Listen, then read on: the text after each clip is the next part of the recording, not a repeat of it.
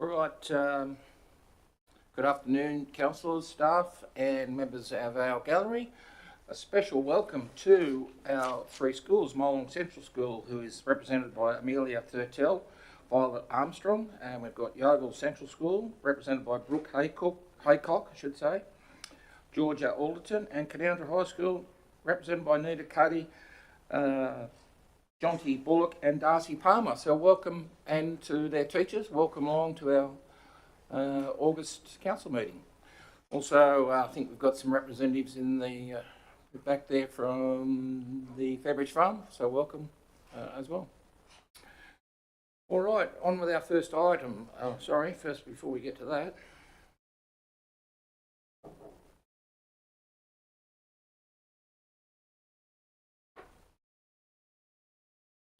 Please be advised that this council meeting is being recorded and live streamed. By speaking at this meeting, you agree to being recorded and live streamed. Please ensure that if and when you speak, you are respectful to others and use appropriate language at all times. Combined Council accepts no liability for any defamatory or offensive remarks or gestures made during the course of this meeting. The recording of the meeting will be made public available on Council's website. First item is application for leave of absence. Could I have a move and a seconder, please? Moved by Councillor Weaver, second by Councillor Pearson. We've got a full quota, so I'll put that. All those in favour? Against? That's carried. Item 2 is declarations of interest. Mover and a seconder, please. Moved by Councillor Nash, second by Councillor Rawson. Do we have anything to declare, anybody? Councillor Rawson? Mr Mayor, I declare an interest in 18. Item 18, I'm a member of the Field Days Committee and I'm happy to step out during the discussion. Thank you. Councillor Batten? Same item, item 18, the sponsorship application from Molong Advancement Group. President of Molong Advancement Group. Thank you for that. Nothing from anybody else? I've got nothing to declare. I'll put that. All those in favour? Against? That's carried. Item 3 is declaration for political donations. Could I have a mover and a seconder, please? Moved by Councillor Jones, second by Councillor Weaver. I've got nothing to declare. Anybody to declare? Nothing? I'll put that. All those in favour? Against? That's carried. All right. We'll just now suspend our ordinary meeting to proceed.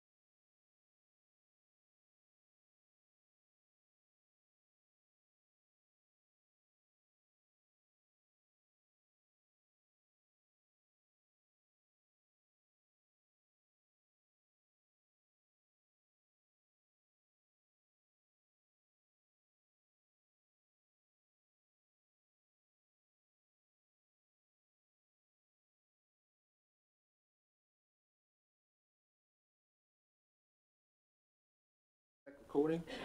Yep. All right, we'll resume our ordinary meeting, and I'll go to item 4, was the mayoral minute of appointment, so I'll move that, and I've tabled a report. I think most others have they? Yep. Anybody got anything verbal? Can I, Mr Mayor, with your indulgence, just make a quick observation? We attended the town activation project, that consultation actually in Yagara. I think it was late in July. I just want to acknowledge the staff, the engagement between the Bond staff and the community there. It was an absolute pleasure to observe the way that the general manager, your staff, you unfortunately were ill at the time, the way your staff consulted with, engaged with that Yagara community was an absolute credit to them. So I just want to commend the staff for that, you know, for the way they performed on that evening. Thanks, Councillor Batten. Anything further? All right, I'll put that, all those in favour. Against, that's carried. Item 5 is committee of the whole. Can I have a move and a seconder, please? Move, wow. Whew. All at once. Whew. Wonder if we can time that again. Councillor O'Ryan moved, second by Councillor Nash. Does anybody wish to call anything in committee of the whole? Councillor, I was going to suggest item 7, but because it's coming up soon, we may as well just potentially go into committee of the whole. Really? Potentially? That's what I was going to do. Yeah, okay, brilliant. So we'll put 7 in, but I'll call that when it comes along. Actually, and we'll go into committee of the whole when we get to item 7. Just let our observers go back and do more important jobs. Anything else in committee of the whole? No? All right, I'll put that. All those in favour? Against? Carried. Item 6 is the confirmation of the minutes, which you are looking at the July Ordinary Council meeting, the August 2 subcommittee meetings. Move in a second up. Moved by Councillor Weaver, seconded by Councillor Pearson. Anything from the minutes at all? Councillor Rawson.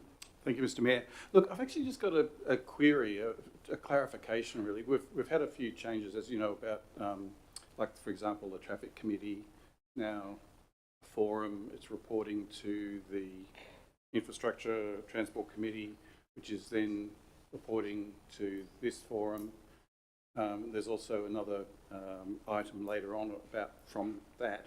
At what stage, at what point is it deemed that the council is ratified any decisions that are made in each of those committees? Because it's sort of broadened it out a little bit with a number of different locations where these things occur. So, for example, in the Infrastructure Transport Committee, item 8 on page 143, there's a mention there of something that was in the Roads Advisory Committee, which involved the roads management policy, which appears in another item a bit later on. At what point in all of the proceedings is it taken that we have agreed on a particular position? So just a matter of clarification, that was all. Yeah, look, I think there was going to be some clarification in the Traffic Committee one that's there later, but anyway, if we want to take it now, we will. Yeah, through you, Mr Mayor, just in broad terms, let's take away because that committee, well, that change has not fully taken place yet, I don't. So, but in general minutes, that's why the minutes come up to councillors, and you'll see that in the committees we endorse, here we adopt. So the council actually brings into effect the minutes at this meeting by adopting the minutes. That's why we pull out the key items, for example, in the Traffic Committee to make it transparent, because some councils will just adopt the minutes and I'll just adopt the minutes, but sometimes it's quite confusing. A councillor might, in 6 months' time, not recall we didn't adopt this. So that's why Matt and his team go to the trouble and some of the committees to at least pull out the key items that are showing that this was endorsed by the committee, and now by council adopting the minutes, these will be put into action. It gives council then an opportunity to go, well, yes, no, maybe. So that's generally how it look. That's how it works. Look, thanks, Brad. So that means then that, well, I guess for clarification, by agreeing to these minutes from those committees, we're endorsing or we're effectively ratifying those minutes, but then they appear again later on in the business papers. So I guess they are there for noting, I think, if I remember rightly. But there seems to be a bit of confusion about at which point in the proceedings that a particular issue is endorsed and ratified. Through the chair, I might be able to help since I seem to have made this mess. The Infrastructure Transport Committee doesn't have the delegation to approve the outcomes of the Local Traffic Committee. So the information of the Local Traffic Committee in the Infrastructure Transport Committee is for information only, and then the report substantively later in the business paper, accepting the minutes, is the acceptance by council of the recommendations. I'll work on it and make it better. Mr Mayor, if I could just ask a question on that. In the Infrastructure Committee, you're talking about trucks stopping in Tilgar Street, Canowindra. Whereabouts in Tilgar Street?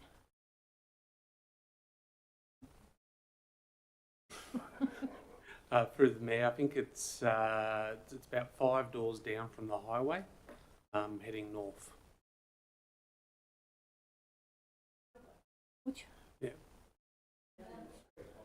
Yeah. Yeah, on the corner. Yeah. Yep. What, for the four ways? Yes. I don't think I've ever seen a truck stop there. So, don't know. The business paper had photos Yeah, of right. the truck there.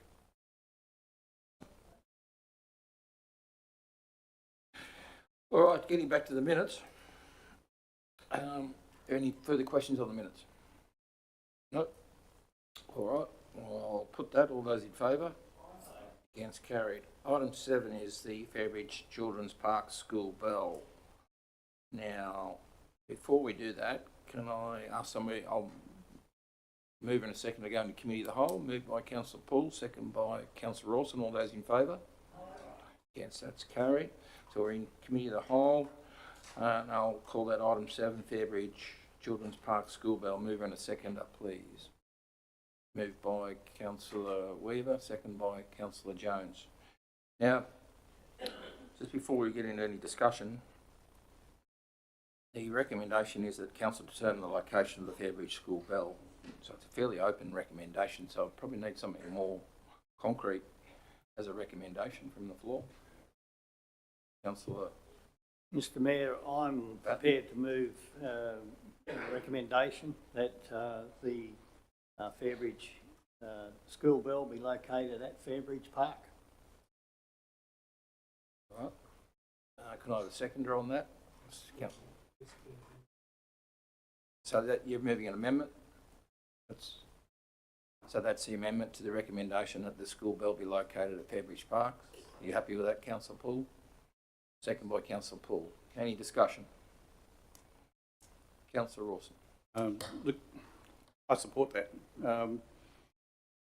It's council, or technically council, owns the bell. I think we've established that after long sagas, but we've got a responsibility to protect it from theft, from vandalism, from damage, or particularly the particular problem at that location is damage from flooding. And so, I mean, it's a difficult one for council because we do have this responsibility to protect what is perceived to be, from the community, to be a really important item, certainly particularly for the Old Fairbridgians.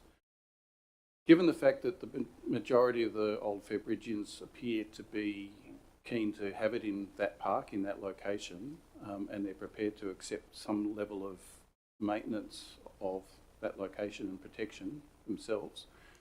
If there's any concerns about loss or particularly flood damage and that, then I guess it goes over to them. It should be well established that there's some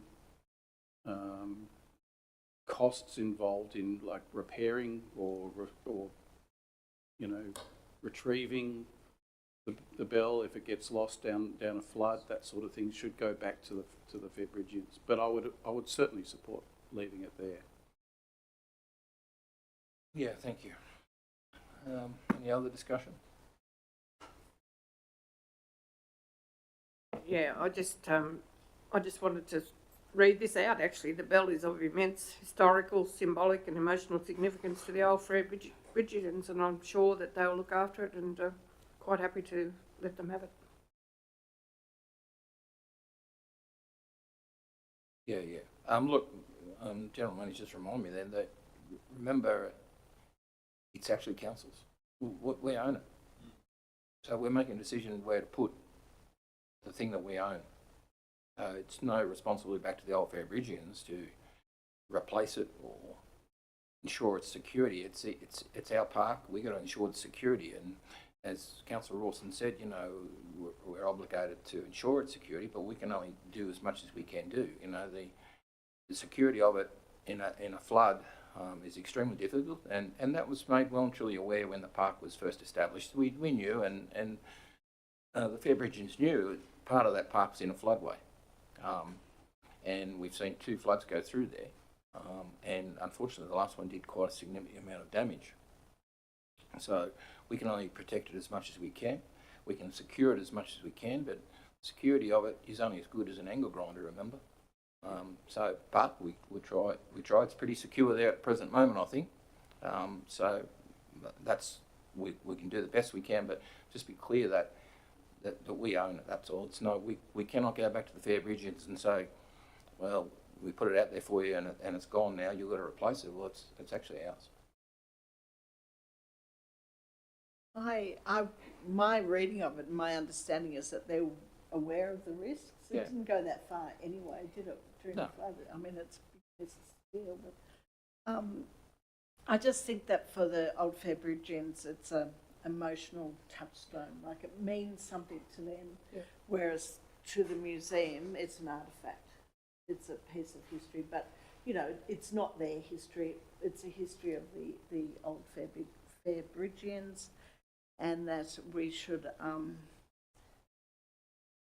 acknowledge that and let them Yeah, that's right. determine where it should go. And we know that they that's their request. They want it out there, and they acknowledge that the fact that it's there is the issue of a flood again, and they're willing to take that risk because they want it out there. That's simple facts. Any further discussion? Yeah, Councillor Paul. Yeah, just a comment. Just like to thank everyone for their correspondence with this to give us the history of it. I am 100% certain that the place for this is at the park. All right. Any further discussion? Councillor Yes. Weaver. Mr Mayor, in reading the report, the security of it, securing it to where it's going to be put in place, I don't think they could get anything stronger than stainless steel. It's hard to be destructive with that, and if they're bolting it into concrete and stainless steel, I think it should weather the storm.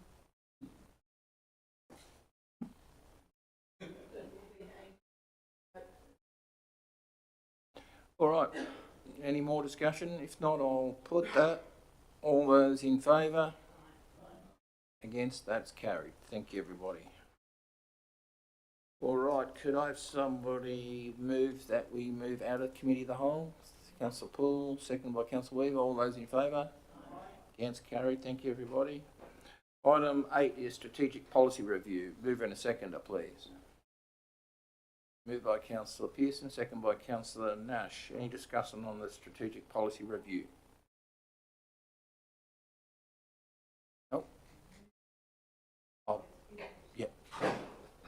I'll put that. All those in favour? Against, carried. Item 9 is the internal audit charter. Mover and a seconder, please. Moved by Councillor Batten, seconded by Councillor Jones. Any discussion on that? No? Righto, I'll put that. All those in favour? Against, carried. Item 10 is Australia Day 2026. Mover and a seconder, please. Moved by Councillor Weaver, seconded by Councillor Nash. Any discussion on Australia Day? Councillor Councillor Weaver. I just think that's a good outcome. I know it's an exhausting day, and I think in the future just changing it down to 2 visitations would make it easier on the mayor at that time, whoever that may be in the years to come. But yes, I think that's a really good recommendation and a good way to do the Australia Day. Thank you. Yeah, thank you. Councillor Nash. Yeah, I agree with Councillor Weaver. I know that in the previous years it's been very exhausting for everyone, and I think that it also will be better for the places you go, that these places will be able to have morning tea or lunch or whatever with you and make a good day of it. So I'm all for it. Thank you. Thank you. Councillor Rawson. Thank you, Mr Mayor. Yes, look, I think there's a great idea, bringing it down to 2, and these dates and so on are excellent. I just want to mention, just to remind everyone that next Monday, I think it is, nominations open. Is that correct? So we probably need to hit our progress associations for just to remind them that all the nominations for the broad, particularly the broader, the whole of Cabon awards, I think start next week. Be really good. I've got a couple already for the environmental champion, but I can't. Do I have to wait? Do I have to wait until there's no one been nominated? Sorry?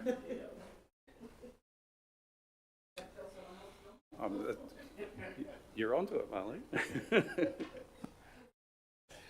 All right, thank you, everybody. Yeah, look, just to add another comment to there, which we've discussed, that it gives the ambassador more time to engage with the communities too, because no sooner the ambassador arrives and we do the official side of things and we've got to skedaddle to the next location, and so it's not only just a bit tiring, but it also gives a chance for the ambassador to engage the community, and more importantly, the community engage with the ambassador, because you always see them coming up talking to the ambassadors and wanting them to stay, and we've got to hustle them out of there. So I think this idea will alleviate that sort of problem and give the community more chance to engage with the ambassador.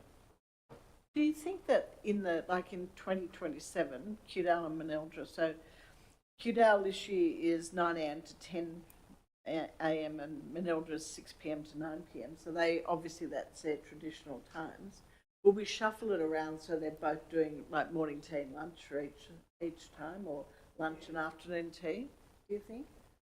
Or will Manildra still hold their swimming pool? Well, I think really we could probably look at that, because if you have a look at the Cumnock and Yeovil one, you've got Cumnock having breakfast, then you've got Yeovil having dinner. It's a big day doing nothing. Yeah, so I think it might be some negotiation, maybe we might have to swap those towns around a little bit, and as Jamie said there to me at one stage too, geographically the locations are not that far apart as well, some of them, and so I think it might be that, or to approach some of the Australia Day committees about changing some of their times around a little bit, changing it up a bit as well. Yeah, through the chair, I agree that we ask them to change it, and you can have a nice big lunch instead of waiting till afternoon, and then they can carry on with whatever they want to do then. Yes. And so it can be still at the pool, but as I said, 9 p.m. is always problematic, meeting the pool. did it because of tradition, but I think it's much more, and that's, you know, even daylight saving is still late to be out with kids and things, so yeah, maybe lunch, great if they could work with us on that. Would we consider giving the lunchtime venue more money to go toward a lunch? You know, so it's a good community lunch, it's a good turnout, rather than just a sausage sandwich or something. I don't know, it's just a thought. You're saying no?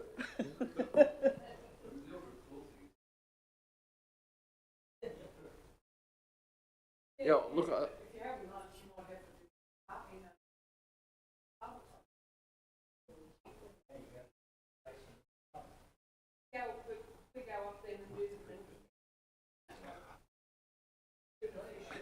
we're getting a bit out of the scope here, a bit.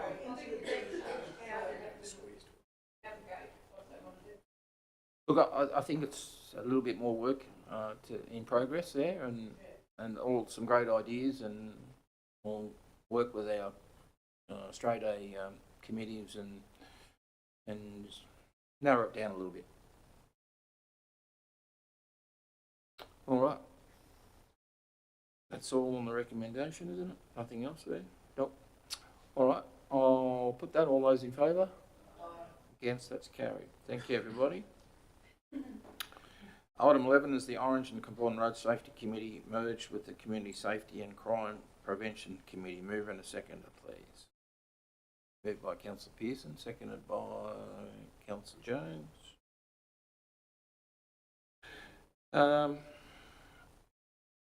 So we need to reconfirm the delegates to the Community Safety and Crime Prevention Committee.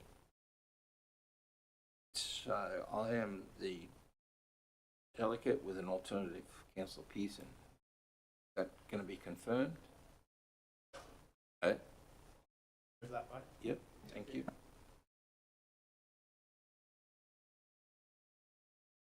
Mr. Mayor? Yes. Just a quick query. I'm just looking at the committee charter from Orange City Council there, and it lists membership and roles, chairperson, and elected councillor, and then 5 councillors, including the chairperson. Where are those councillors coming from? There's no indication of whether they come, you know, there's a certain allocation from us, certain allocation from Orange. Through you, Mr. Mayor, I have contacted Orange City Council and discussed with them. I've confirmed that there is 1 councillor and an alternate position for Cabonne Council and a staff member. So they're filling the other positions. Is that correct?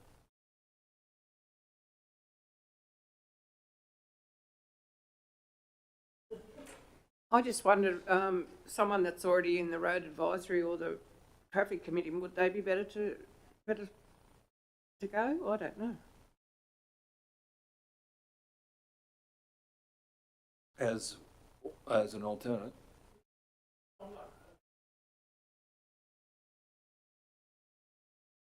Because we can only have, that's it.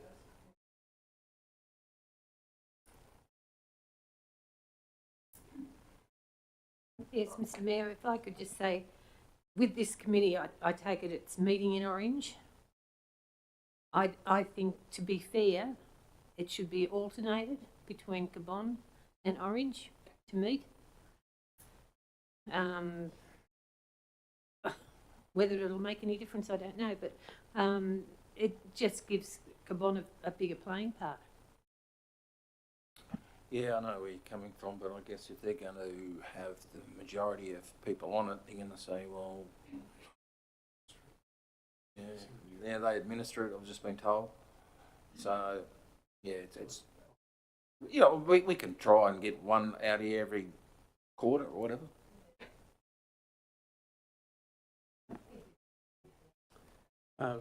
Previous Mayor, if I could just provide a bit of clarity, particularly around the Road Safety Committee. The Road Safety Committee comes about due to a joint road safety officer, and that road safety officer is required to develop road safety plans each 12 months, and this committee exists to be able to ratify their plans going forward. And And then there's some other road safety elements thrown in there. Now, I think to provide context, the road safety officer for Cabon works 1 day out of 5 for Cabon. So council makes a financial contribution, 1/5 of the work. Previously, Cabon Council has not participated in the Orange Crime Prevention Committee. So it is really only looking at it from a road safety committee perspective. I just wanted to provide a little bit of context to the conversation. Yeah, we did. We went to used to get yeah, we get a game. Yeah. COVID. So just to clarify a fraction there, with Matt, that crime prevention did meet, and we had a meeting out here every quarter. I think they're 3 monthly. They were back then, and I think around COVID it sort of stopped and dropped off.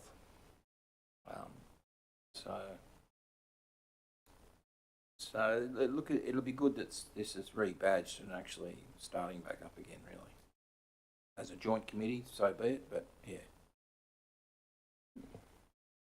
Mr Mayor, can I just ask a question? Is this the same committee that I used to go to Cara? Correct. All right, okay, thank you. No, well, it's same, that's the 3 badged, yeah. Yeah, it's the same committee, but yeah, but in a different area because they changed the police locations, like the area covered, so Canaldra went into Cowra. Well, it was always part of Cowra, but Bathurst took over Cowra where Orange had Cowra before. So when they changed their command, what do they call them? What am I trying to get here? Location where they cover? No, it used to come under Orange, Canaldra. It would come under Cowra, and then Cowra came under Orange, but now Cowra comes under Bathurst. So that's another, Different. that's where I think. Correct. So that's what. Yeah. Community Precinct Committee, that's what that was, yes. Councillor Jones, you had your... Thank you, Mr Mayor. I think moving forward, looking at our future Cabon and given the fact that the number of regional roads we have, that maybe it should be considered, or whether it is appropriate for us to be in the road safety space with Orange, given the fact that they've got, no disrespect for them, but looking at our shire, a large rural shire, a lot of roads, a lot of road safety issues, and that Orange City Council have a city-centric road safety approach. Whether that approach is appropriate going forward as part of our future Cabon strategy, or whether we're best suited with another regional council. Yeah, as just said, we're developing that road safety plan this year, so yeah. Through Mr Mayor, in developing a road safety plan or strategy, we can determine the amount of investment council's wanting to make in that road safety space, and then we can have a look at tweaking the program that exists now to be able to suit our needs and priorities, which may not necessarily align with Orange, but they may align. So as a suggestion, maybe go through that road safety strategy process, and then we can ascertain what our priorities are.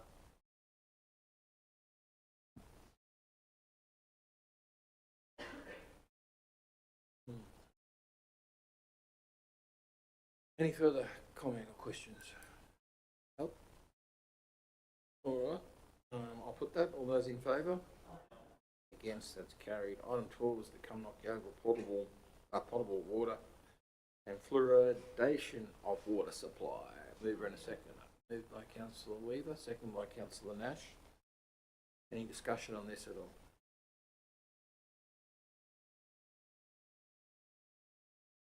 All right.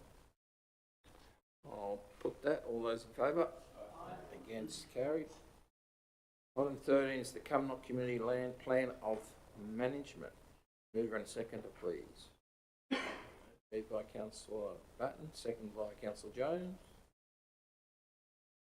Any discussion on that at all? Councillor Weaver. Yes, Mr Mayor. I just congratulate them. I mean, this is a very comprehensive report and plan, and I know how hard Cumnock work to improve their town, and they work well with council, so I congratulate them. I congratulate council on the plan too. Thank you. Thank you. Also, any further discussion at all? Or I'll put that. All those in favour? Against, carried. Item 14 is confirmation of the Cabonne Local Traffic Committee meeting minutes. Last meeting. Moved by Councillor Jones, second by Councillor Nash. Any discussion on that at all?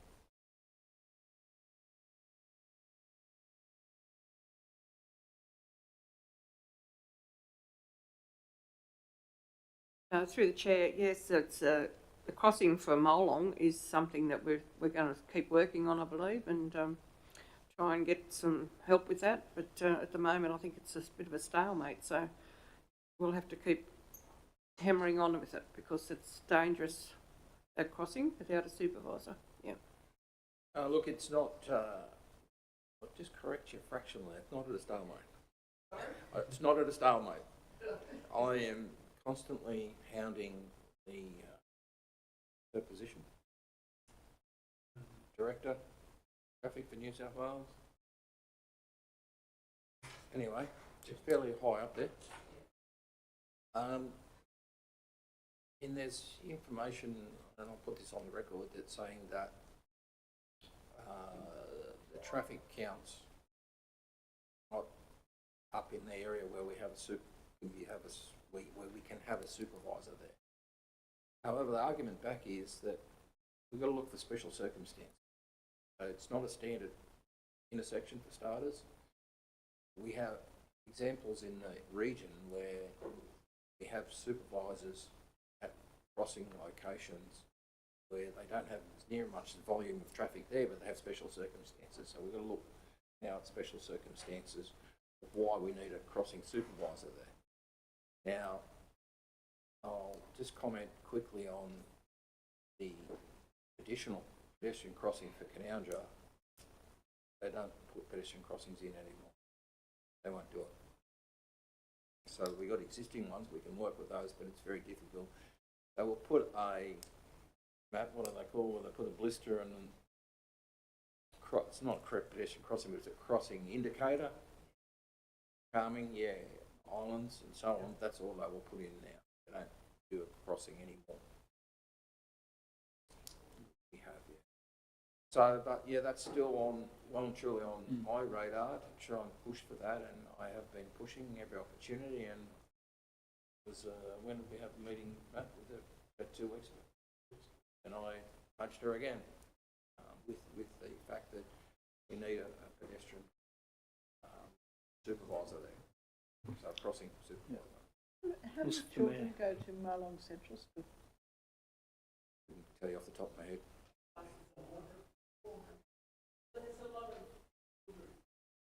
Crossing the road. That's the number of kids you've got to worry about. But it's also a mix, isn't it, of primary school and bigger kids, Yeah. all going, working their way through they the. don't really look at it. 5-year-olds to 18. Yeah, no, that's a disaster waiting to happen. They don't really look at it that way. It's a number and that's it. That's, the traffic's a number and that's it. So that's how they do their statistics. Mr Mayor, I was just going to say, I think we've got a unique opportunity. We have a very sensible Minister for Transport and Regional Roads. Maybe it's time to invite Minister Atchison actually to come in and inspect that with us next time she happens to be in the region. You know, every time you travel that piece of road, you've got a B-double truck that goes around there. That's my observation of it. The number of B-double trucks that travel on that road, because it is a major truck route, it's time, I think, that we actually elevated it to ministerial level. Yeah, look, that's on my radar, Councillor Batten, and it was always the last resort for me. So I just want to see how we go with the regional director.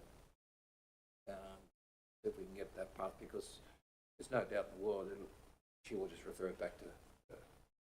But that's well and truly on the radar. Thank you, Mr Mayor.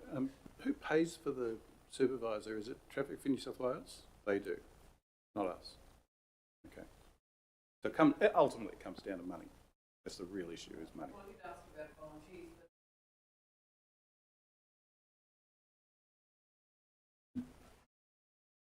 I have to say, I don't think your school here is any less busier than where Canoundras is in Tilgar Street, where we've got a crossing and we've got a paddle pop man.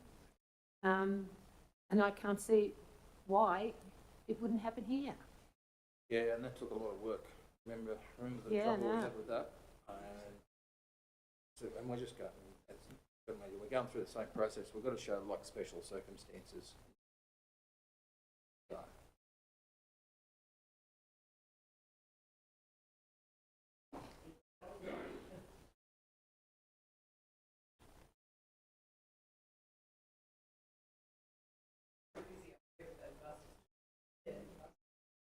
all right. Through the chair, just the cargo one. They're going to do some talking with the principal there, so hopefully it'll be like a drop on. Yeah, so it should be right. Hopefully, cargo one. Yep.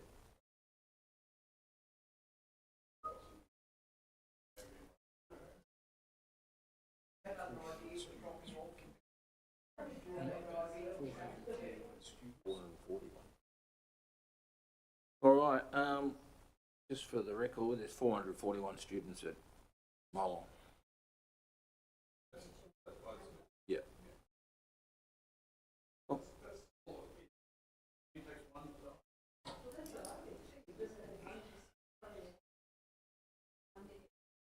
Any more discussion on the traffic committee minutes? All right, I'll put that. All those in favour? Against, that's carried. Item 15 is confirmation of the Roads Advisory Committee meeting minutes. Mover and seconder, please. Moved by Councillor Jones, second by Councillor Pearson.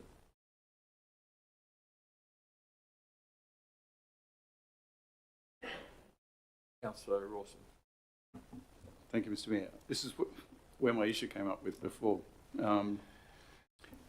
There's a mention in here, I mean, we've got recommendation the minutes from the Roads Advisory Committee meeting held be noted by the committee, but presumably by council.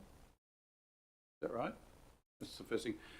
Secondly, and Matt would know all about this, one of the things that's, one of the contingencies in there is there was a recommendation that came through from the Roads Advisory Committee, eventually went to the Infrastructure Transport Committee, which was about the a modification of the roads management policy. By agreeing to these minutes, are we agreeing to the policy without the, no, okay, good. So that's going to come back to us sometime soon with those changes made to that policy? Through Mr Mayor, no committee can approve or adopt a policy on council's behalf. That the actual policy needs to come to council to ratify it. Okay, thanks, Matt. I wanted that clarification. So you're going to bring it back sometime soon-ish with those changes, because you wanted to get that through, which is good. You want to do it quickly as you can, and I certainly agree with that. But it'd be really good to see that. Yeah. Just firstly, the recommendation, should be not noted, should be adopted. Not the committee. Yeah, as the mover of the motion, I'm happy to. That's fine. It's just a grammatical fix-up, isn't it? Thank you.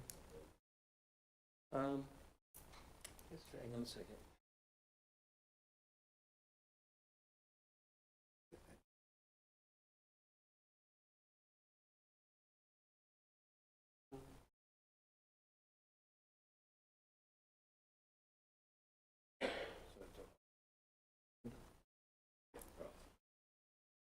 All right, thank you, everybody.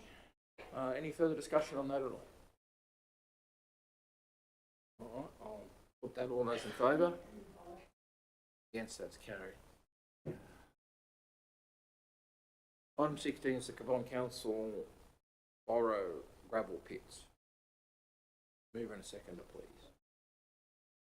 Councillor Poole, thank you. Seconded by Councillor Batten. Any discussion on the gravel pit? Yes, Mr Mayor, I don't understand the technology of this one, or the technical side of this one. What is it? How does it work?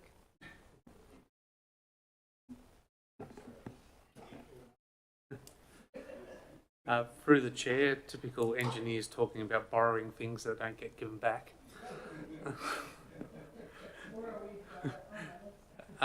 Council, to maintain its road network, needs ready access to gravels to be able to put onto the road, either in sealed or unsealed. So at strategic points around the council area, we select sites where we have suitable gravels, and they're within a short driving distance of any one area of the road network that we need to be able to put gravel to. So at maximum, we've had around 24 sites. We're proposing to rationalise those down to 7 sites now, and they're strategic locations that can get to readily, but also have appropriate quality of gravel, which helps with our roads' longevity. So we now need to go through a process of confirming its quality, but also with the pits that we've selected,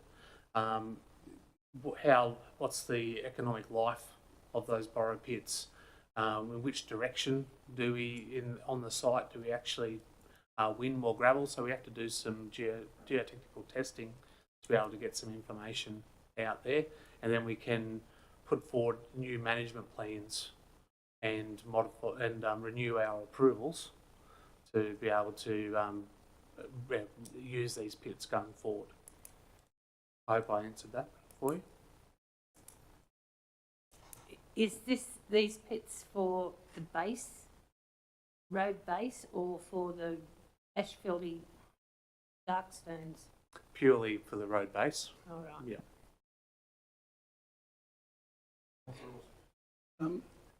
Thanks for that, Matt. That was good. If we're going to reduce the number, when we, presumably that means there's a whole pile of holes in the ground which need rehabilitating. Some of this fund is designed for that purpose, presumably. Have you factored in oh, I'm sure you have, but I just if you wouldn't mind just mentioning how you factored that into to this plan. Through the chair, as part of a management letter from our auditors, council's undertaken an assessment of all the gravel pits, and we've undertaken an assessment of how much monies are required for each site, and to restore the ones that need restoration, we're estimating around $300,000. To do those, that'll be a further report to council in the coming months to access that and to be able to execute that work. But given the reserve balances of $770,000, we have enough funding there to be able to satisfy both sides. Through the chair, I've been to meetings where people say, oh, why are they getting the gravel from there? This gravel's a lot better and stuff like that. So that's sort of what you're doing, isn't it? You're going to ratify it all and get the best out of what you got. Yeah. Yes, through the chair, we will be getting the quality of the gravel quantified, and we do have specifications for how well the material binds together and how well it's graded. Just because it doesn't get good scores, particularly in the grading, we can put machinery in there to screen it and to get it well blended. So there's things that we can do, but yeah, that is one of the things we're trying to achieve with this gravel testing, is making sure that we've got quality gravel to go on the roads.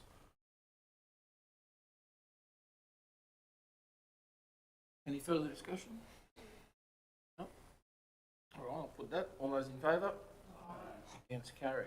Item 17 is New South Wales Public Libraries Association Annual Conference. Moved and seconded. Moved by Councillor Pearson, seconded by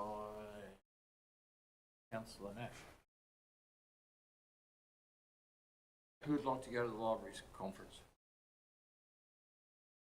Who's the delegate to the Libraries? I can go to that, but I can't go to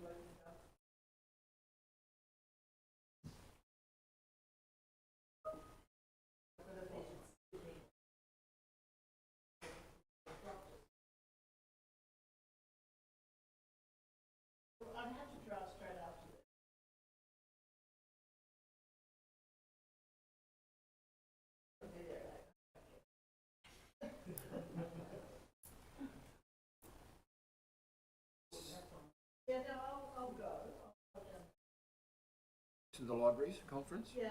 But you want to go on to the local government one? I've got to be, so the library system local government system, and the rural doctors.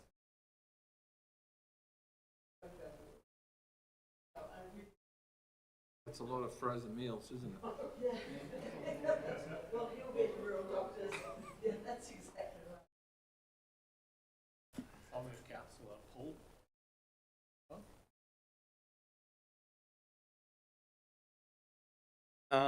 I'd be happy to go. We used to take two, which was myself and Libby, but I've been to the last three. They're really educational. They're worth going. It was if someone else wanted to go with Catherine, like maybe an Aaron, to see what it's about, they should, and I could be a backup. But it is definitely worth going, as Marlene told me 4 years ago.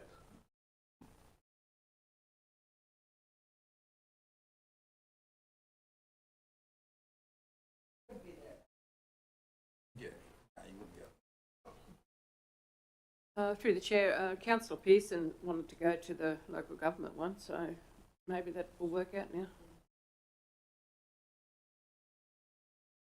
Councillor Pearson, you want to go to the libraries conference with Councillor O'Rourke? It would be an experience. I'm open to it, but if any other councillor was to go, I'll happily step back. But I did express my interest for the local government conference, but I'm an alternate to that, so I'm happy to. Well, what about Councillor O'Rourke and Councillor Pearson go to the libraries?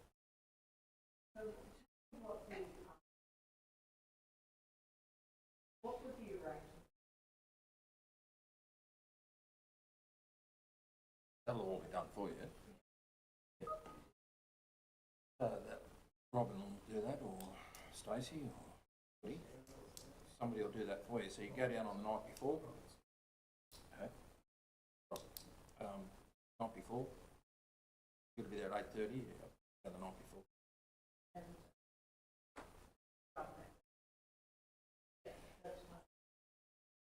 You don't drive to.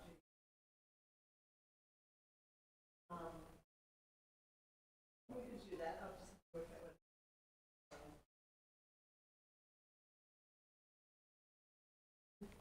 Is there a senior staff member going to that as well? They wouldn't get a driver with me? No. No?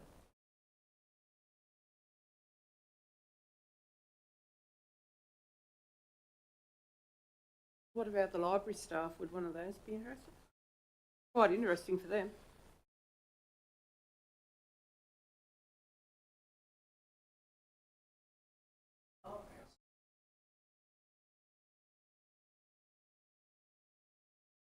All right, well, at this stage, we've got Councillor Ryan and Councillor Pearson going. All right? All right, I'll put that. All those in favour? Against carried. Item 18 is the sponsorship program. And... Okay.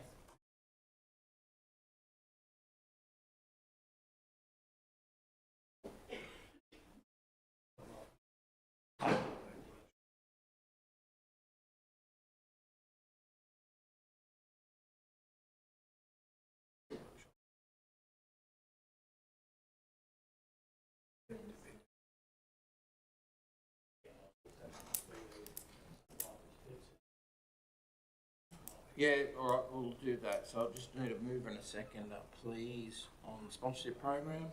Moved by Councillor Weaver, seconded by Councillor Pearson. And we'll just deal with item 1 of the recommendation being the sponsorship program to the Australian National Field Days for $15,000. Any discussion on that? No? All happy? All right. Yeah, I'll put it together at the end.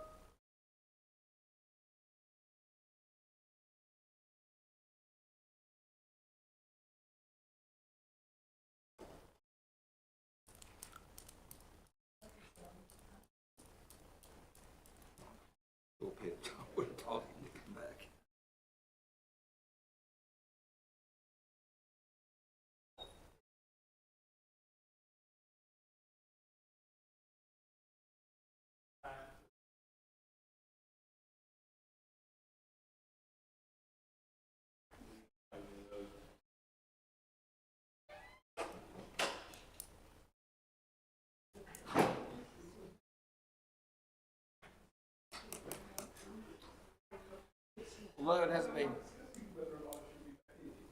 although it wasn't put, it's as per the recommendation at this stage. Sponsorship to the Australian National Field Days is as per the recommendation.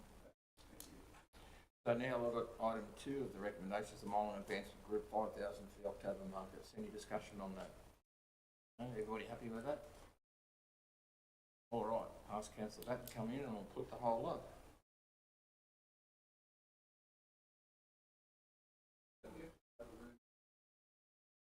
Don't vote on it. You don't vote on it.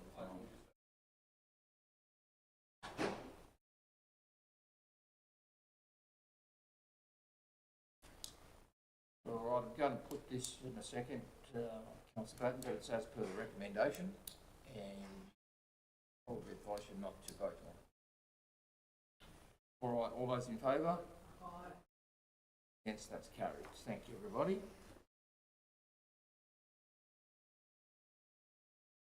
Item 19, Events Assistance Program, move in a second, please.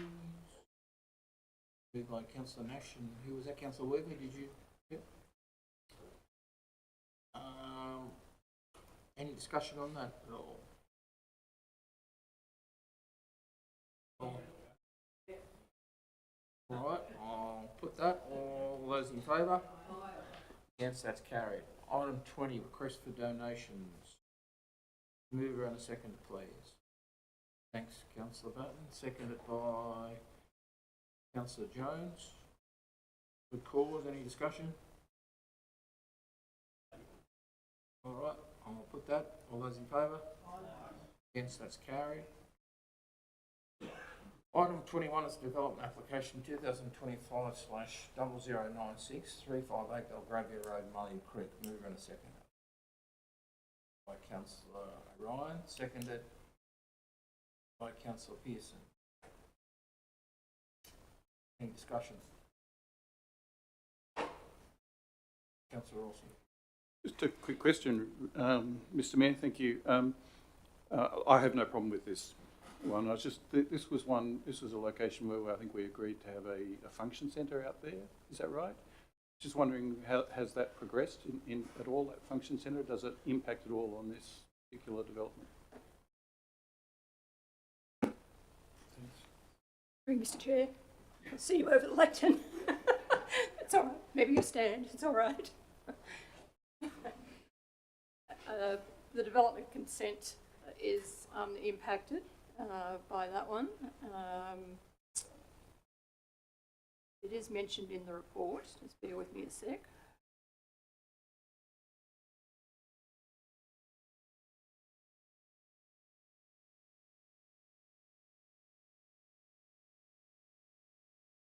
That was approved in September of 22.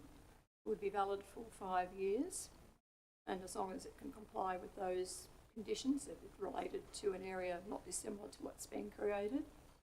So the consent does still stay there. Whether or not they proceed will, and again, they could go for an amendment if the boundaries are slightly different. They could still amend the application, but the dwelling that this was associated with is part of this DA. So the consent still sits there below this approval and would still have until 5 years to be enacted upon or modified.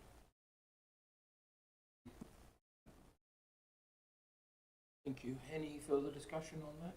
All right, I'll put this and it's I need to show of hands because it's a division. All those in favour?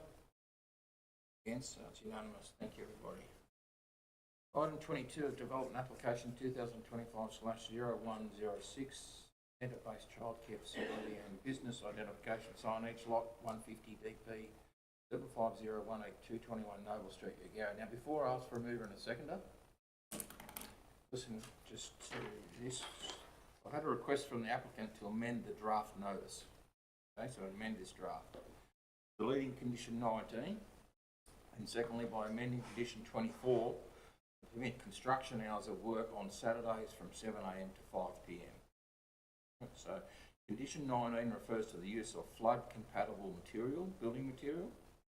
So this condition can be deleted as the building is to be constructed at a floor level that is above the flood level. Right.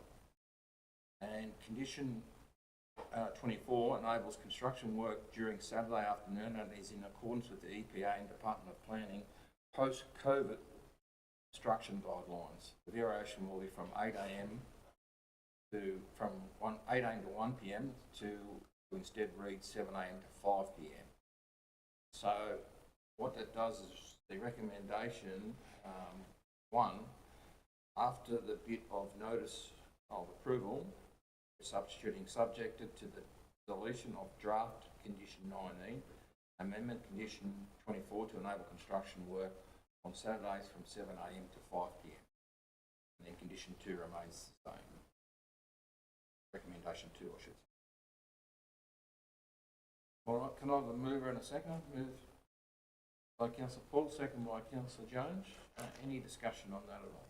Councillor Paul. Through the chair, could I ask the expert on condition 19 what her thoughts are, Heather?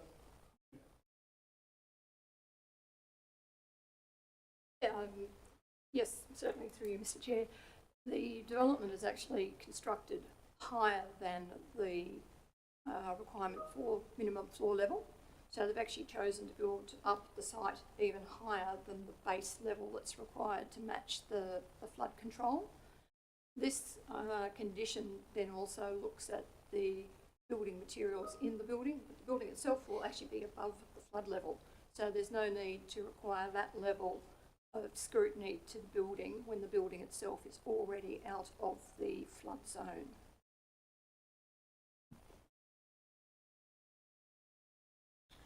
Councillor Ross. Thank you, Mr. Mayor. And I'm going to ask the same question about the second condition. I assume that they're just wanting extra amount of time on Saturdays to do work. Is that going to impact on nearby neighbours? I guess it's on the showground side, isn't it? So it's a little bit away from neighbours, but is that a problem? Do you see that as a problem? Through you, Mr. Chair. Prior to the COVID era, it was standard that Saturdays be pretty much a half-day workday. Since that, and to assist all of the New South Wales economy, if not the Australian economy, get back online, EPA and the Department of Planning for New South Wales have altered their guidelines to allow those construction hours. To answer your question, opposite the site is the Ag Centre. It's actually closed on a Saturday. So there are two houses to the north, and then again to the south of the actual Ag Centre, there's a road, and then again there's some screening around a couple of other houses, and then behind that, of course, is the showground. So that extra afternoon activity, I mean, it's daylight hours, then it's the Saturday only. So whilst that will be, it's a short-term measure, but it's certainly up to the council to consider whether or not you're prepared to support that request for the afternoon activity on a Saturday only. Sunday and public holidays are a no-go zone. It wouldn't impact the showground or the use of the showground at all? Any events or anything they might have there? Through you, Mr. Chair, again, the construction phase itself would be a short-term phase. The lease of this area, we were working to provide the lease to the preschool for this centre, and I suggest it's a short-term inconvenience to gain this facility for the community.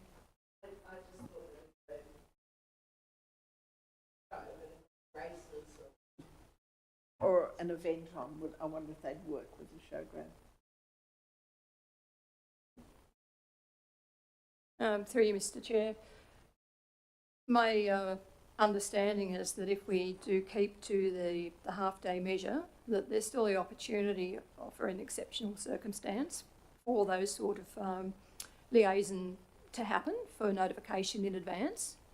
And that's the way that it had been run up until the post-COVID era. So it's not inappropriate to consider that. No, I don't know the framework or even the time frame for construction as to what other showground activities may be going on. So one of your considerations could be, as you've just suggested, Councillor, if you've got concerns about the operation of the support facilities at the showground. The more hours they put in, I think the quicker they get it finished. Sorry. I would like to request permission to be excused from the chamber. Yep, absolutely. Thank you. Thank you. Councillor Button. Just, through you, Mr Mayor, question in relation to that Saturday amendment. I would have thought that the bigger issue would have been the 7 a.m. starting time, whilst there's only 2 houses potentially impacted, construction can be rather noisy, and that, you know, perhaps a later starting time, I would see that as more of an issue than the afternoon issue. So I'm wondering whether we should be considering that. And my second part of my question that you may well answer is, does this require further consultation with those houses, occupants? Through you, Mr Chair, and I'd also ask if the department leader would like to add anything after this, as he's actually been the conduit with this report. The report as written is by our contract planner, and her recommendation was those shorter hours on a Saturday. The proponent has come back and asked for the longer hours on a Saturday on the off chance that they may need that to finish their project. So from the point of view of the author of that report, the recommendation was the half-day Saturday. Within the legislation or within the guidelines from EPA, there is that opportunity for extended hours. So it really does come down to the council. The recommendation from the author of the report is the half-day. The opportunity is there for council to weigh up how you interpret any impact upon the community and whether or not you're prepared to accept the request of the proponent. Now, of course, they can come back at a later date and seek a modification to the consent, should you stay with the as written. And likewise, I think there's still opportunity for the one-off occasions that they could also seek that special, it's not a special exemption, but a special circumstance of being able to, occasionally, with notification, work into an afternoon. But I might just ask if the department leader has more to add to it.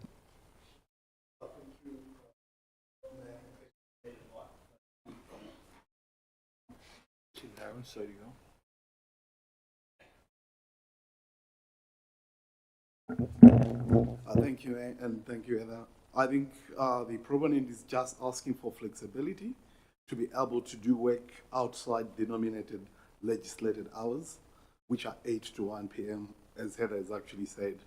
However, there is opportunity for council to vary that on certain conditions. You can put conditions to say that when there is events, showground events, you can't actually, you have to adhere to these hours. And we feel that, like, really, if you feel that the neighbors might complain, and actually say that if you can put parameters on whatever you actually, want, but it is really to increase flexibility for the work to actually happen quickly. For like on Saturday, pause for concrete to actually happen. It doesn't mean they will actually work, they will schedule work for the whole weekend. There are some times when concrete is supposed to be poured and it's only available on Saturday. Then that's really the flexibility they are requesting, not that they want to have full-on work on Saturday from 8 to 5. Thank you. Thank you, Russell. Look, can I just also go back to the fact that this has taken a big effort to get this to this stage. I did knock on the Deputy Premier's office to get the money and harass them to get this done, and I think the community really wants this, and I think that yes, we've got to be mindful of the few houses that are in reasonable proximity, but look, and if we go limiting what Russell said there, if they can't pour concrete on a Saturday morning, it's going to add to the cost of this project. So it's about like the flexibility, as he said, that they might not work every Saturday morning. and they might start at 7, but they mightn't hit a power drill till, or anything noisy till 8 or 9 o'clock. And if it becomes an issue, surely they can negotiate with the people that are close. And definitely, I'm sure they'll work with the community when there's an event on at the showground, you know.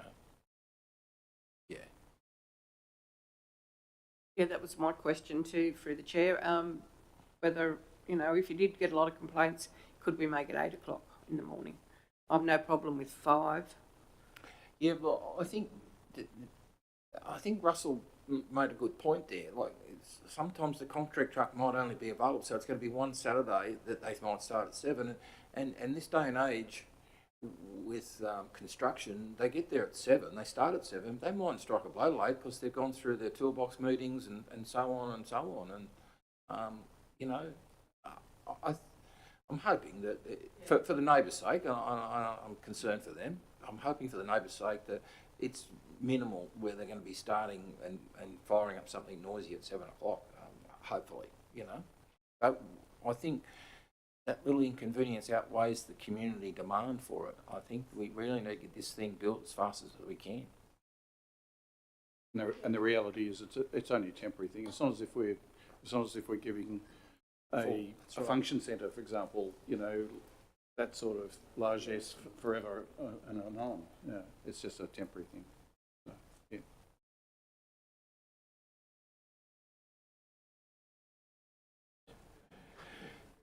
Any further comment or discussion on that? No? All right, so I'll put that now, and that's going to be a show of hands, so it's a division. All those in favour? Against, that's carried, so that was 8. We've got Councillor Pearson absent. Yep. Thank you, everybody. Item 23 is questions for next meeting. Mover and a seconder, please. Moved by Councillor Poole, seconded by Councillor Jones. Any questions for next meeting? Councillor Jones. Thank you, Mr Mayor. I was just wondering whether, so at the last meeting, Council adopted the flood plan for Molong, and we're in the process of doing some additional ones for Eugowra and Canowindra, but I was wondering if Council could receive an annual report on the works undertaken as part of our creek vegetation clearing program, please.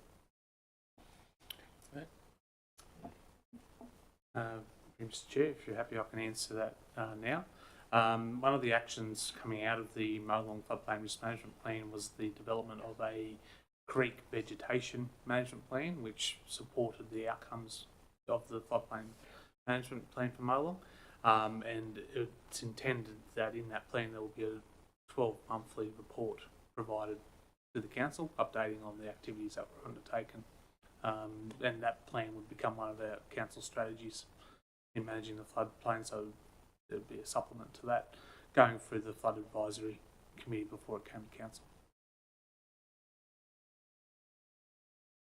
Any questions for next meeting? No? Any further? No? All right, I'll put that. All those in favour? Against, carried. Item 24, business paper items for noting. Mover and a seconder, please. Moved by Councillor Batten, second by Councillor Poole. Anybody wish to call out any of those noting items at all? I've got one quick one, Mr Mayor. Item 6, the investment strategy. Yep. Yep. Okay. No, you're okay. Yeah, no, actually, I mean, this is an absolutely fascinating report.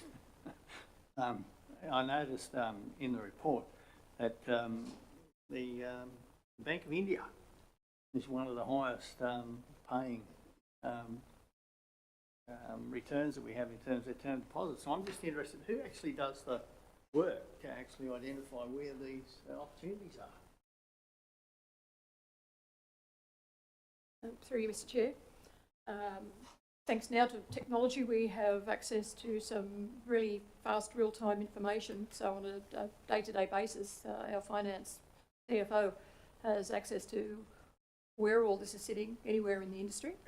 So before, where it was a much more manual way of trying to actually determine where we could get the best rate of return, we're now able to sort of tap into services that provide to us a plethora of investment opportunities so that we can actually make much faster decisions and recommendations to get a better return for council. So it's technology based and technology that's watched very closely by our finance team to be able to realise opportunities as they come along.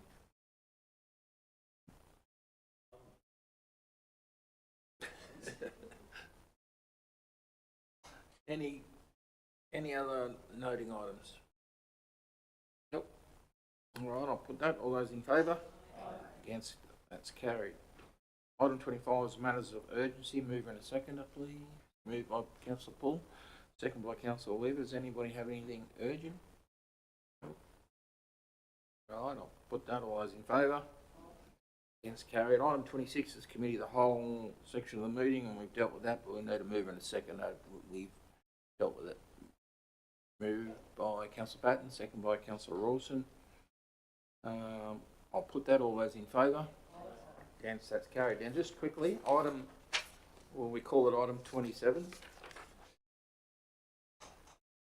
Yeah. So it's just a late. Well, it's not. It's a late item. It was omitted.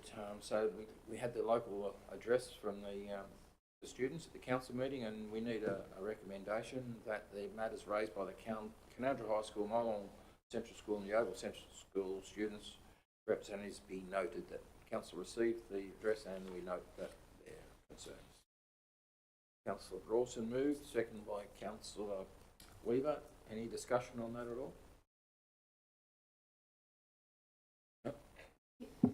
Yes, Mr Mayor, I just think it's a credit to our young people to be able to come here and talk to us, and in such a open manner, you know, and feel no uncomfortableness, I guess is the word. But, you know, some of their ideas are very good, and they're thinking of their communities, which I think is a big thing. Thank you. Thank you. Yeah, Councillor Jones made a good comment too, I think, and about the fact that it wasn't on the record, but it was off the record, but it is now. But it was no, it was a very good comment that you made, that they came with issues affecting the youth, not just affecting their own community. So which was great. All right, I'll put that. All those in favour? Against? That's carried. All right, now we move into our confidential part of the meeting.